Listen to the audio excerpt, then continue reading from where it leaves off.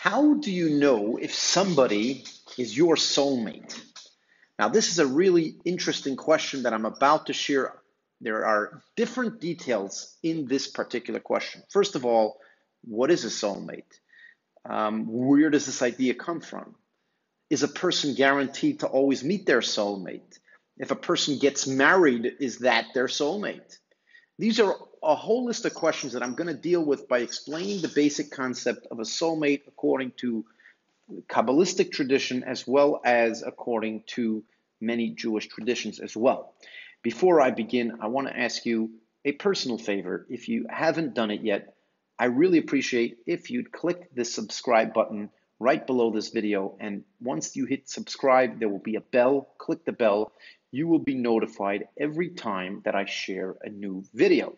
It makes me feel good, and hopefully it'll get you some nice new videos.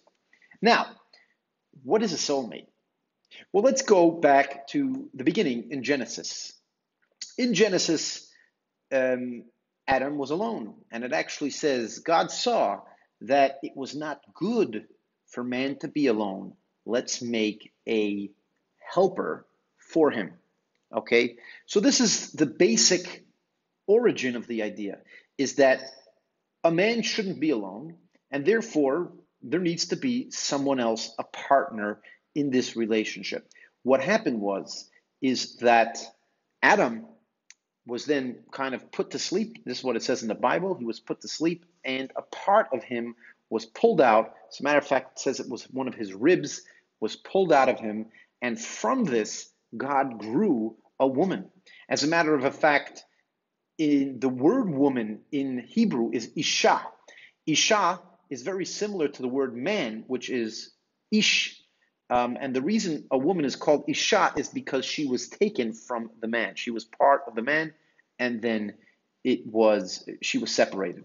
Now, this biblical verse is very important to begin understanding the concept of a soulmate, but I'm going to put this aside for a moment so we just understand that this is the basic method of determining the soulmate, but let's get a little deeper into this. According to Jewish tradition, there are two very conflicting concepts. Concept number one, it says that 40 days before a person is born, it is announced in heaven, the daughter of this particular person will marry the son of this particular person, which means that in heaven, before a soul comes into the world, it is already determined who they are meant to marry. And this essentially is where the concept of a soulmate comes from, because your soul had a mate before it even came into the world. And that is your soulmate, because they were your mate as a soul, and now they're coming into the world. And of course, you are born into two separate families, but eventually you're meant to meet again and reunite as mates, as body mates, as well as soulmates. There is another concept which conflicts that says that making a match is as difficult for God, or I should say more difficult for God, than splitting the Red Sea. So when he split the Red Sea, it really was the Reed Sea. In Egypt, it sounds like a big miracle. Take water and split it into two. And it seems that God puts more energy into getting a man and a woman together. Now, these seem to conflict, because if it was already decided before you got married, before you came into the world, it was already decided who's your soulmate, then why would God have a difficult time putting man and woman together?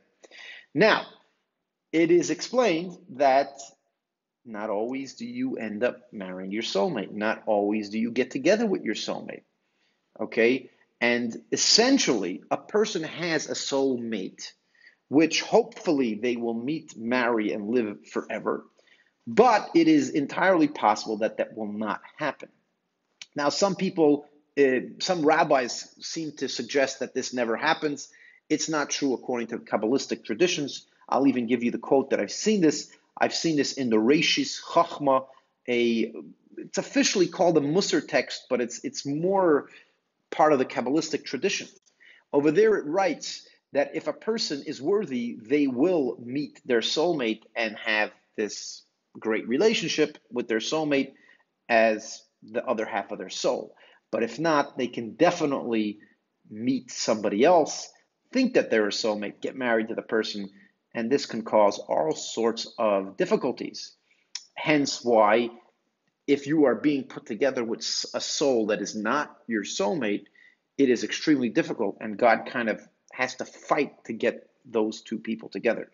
Now, we're going to discuss in a moment how you know if your soulmate is your soulmate or if God has to work to split the sea in order to get you together. That will be very interesting.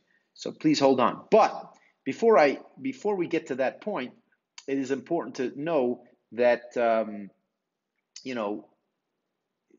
generally, if you get married to a person in the right way and you treat your sexuality in a proper way, that is the best way Kabbalistically to guarantee that when you actually do get married, you meet your soulmate. Whereas if you don't treat your sexuality properly, or if you do other things that are not necessarily the right thing, this may be a reason why either you'll bypass your soulmate, so perhaps you actually were with your soulmate and then you left because in today's Western world, people are so promiscuous. It is very possible that you meet your soulmate, you get together with her, whether you end up having a sexual relationship or not, that may or may not happen.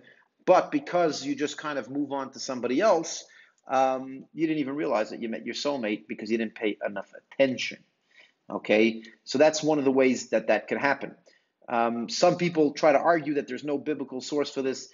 One of the sources, I shouldn't say halachic source, one of the halachic sources for this is there are certain particular times where people in Judaism are not supposed to get married, but they could get engaged, even though generally we don't have any, in these particular sad times, we don't have any major joyous occasions, but a person's allowed to get engaged and kind of lock it in and get a commitment from a woman to marry her. The reason for this is that it says that perhaps if he doesn't lock it in, somebody else will end up taking her. Well, if somebody else is not their soulmate, then how could somebody else take a woman if they're not their soulmate? The answer is that it's not a foolproof concept. It's not foolproof that you guarantee that you're going to meet your soulmate. You still have to put in your effort. Whatever God gave you abilities, capabilities, you need to put in your effort to make the best decision possible in order to find your soulmate. Okay, that being said, let's go into a little bit about what is a soulmate and how do you know if it's a soulmate or not. This is a difficult question for one simple reason. It's because many people don't know their soul. If you don't know your soul, how can you know your soulmate? What is your soul? Your soul is this reality that is beyond the world that came into this world, right? Now, why did it come into this world? It came into this world for a specific purpose and a specific mission. Just like the creator of the universe didn't create two snowflakes that are the exact same shape, no two souls came for the exact same purpose. Different souls came for different purposes, okay? And you as an individual, besides for your soulmate, besides for when you're looking for a partner, you need to know what is it that you're trying to accomplish in life? What is it that your soul came to this world to do? The more you know what your soul came to do in this world, the better you can see if a particular person fits the description as your soulmate or not. Okay, because your soulmate means that you have a similar mission. You're trying to get to a unified goal. Two people are trying to get to the same goal, and they're going to get there.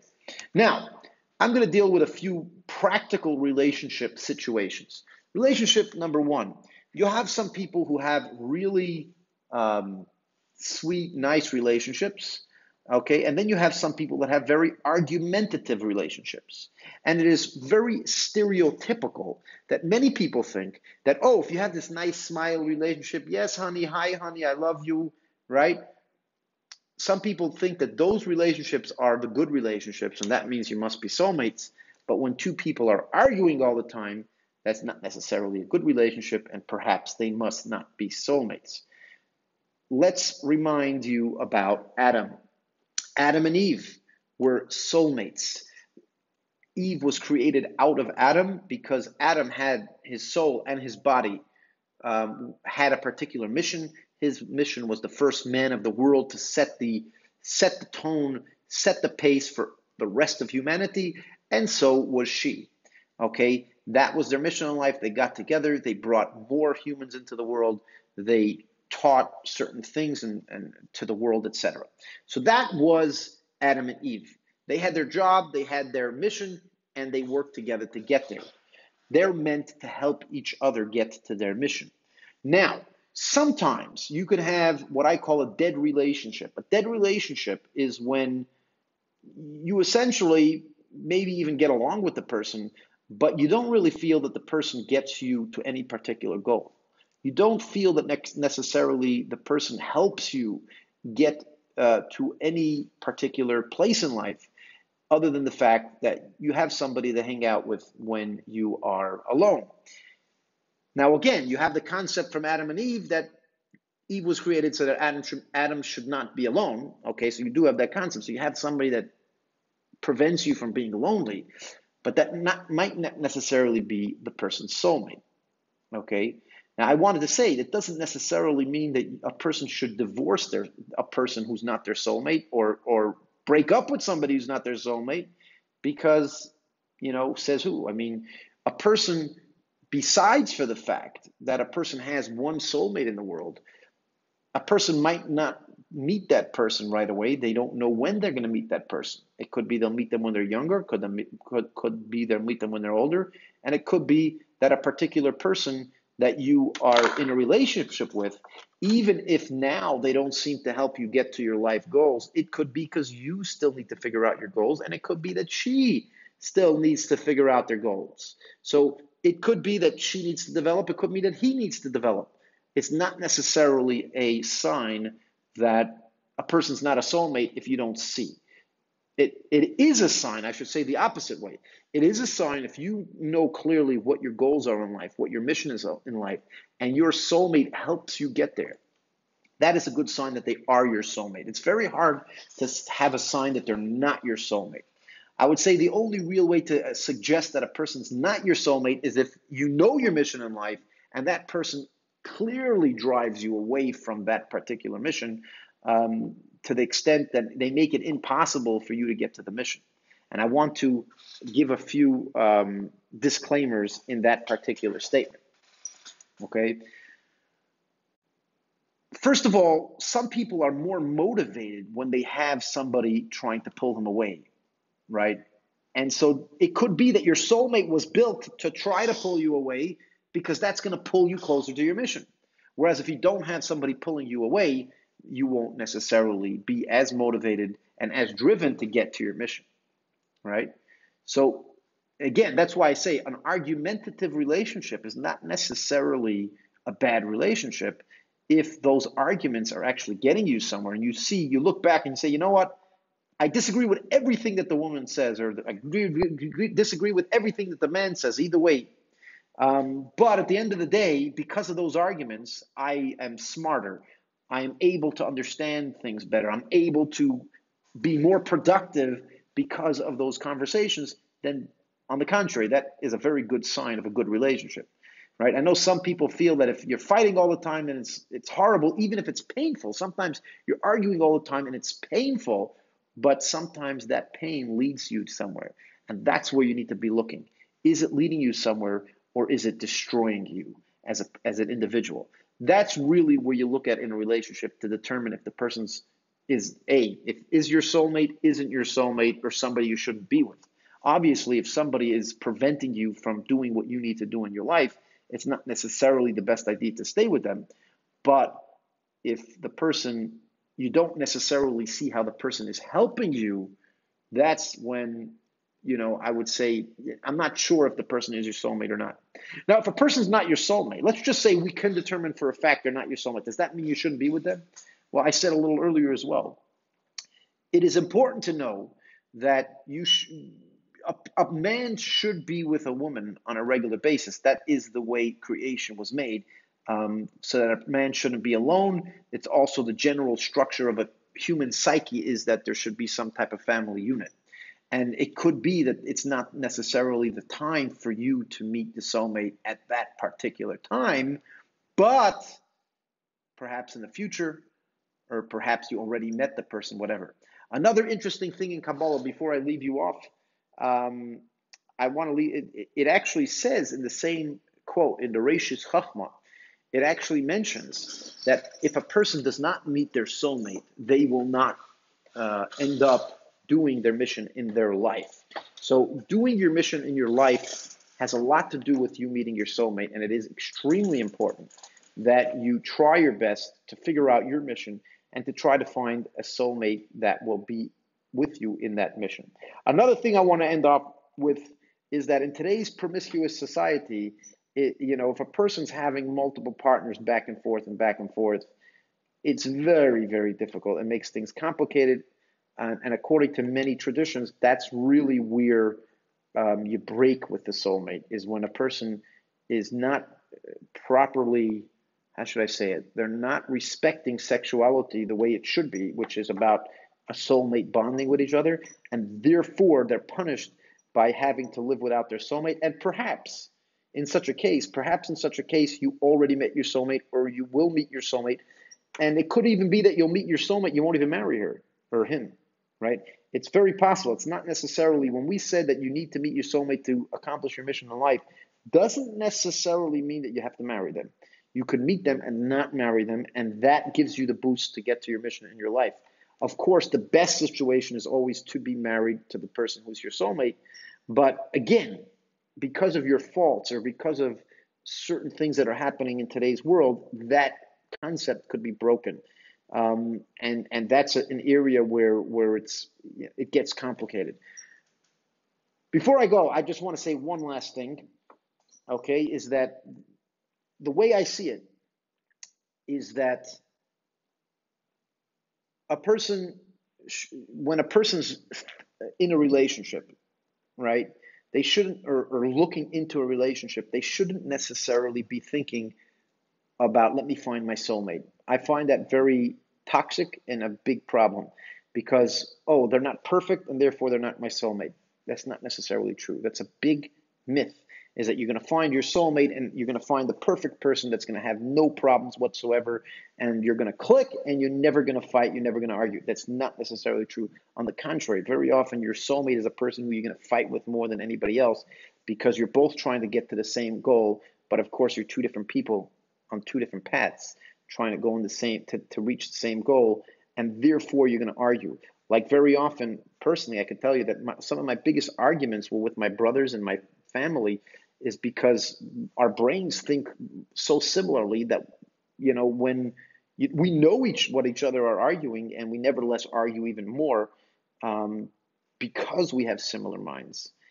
And it's important to consider that before you either write on, you say, this person's my soulmate or not my soulmate. I think that the soulmate concept could be a very dangerous concept when a person's considering entering a relationship, saying, well, are they my soulmate or aren't they my soulmate? I don't like that equation because that equation is very confusing to many people. Anyways, either or, I would like to hear your comments below. What do you think about what I said? Also, do me a favor, please try to share this on any social media platform that you have available. And of course, if you haven't yet done it, please hit subscribe and the bell button that will appear after you hit that. And I will see you next time. Have a good day.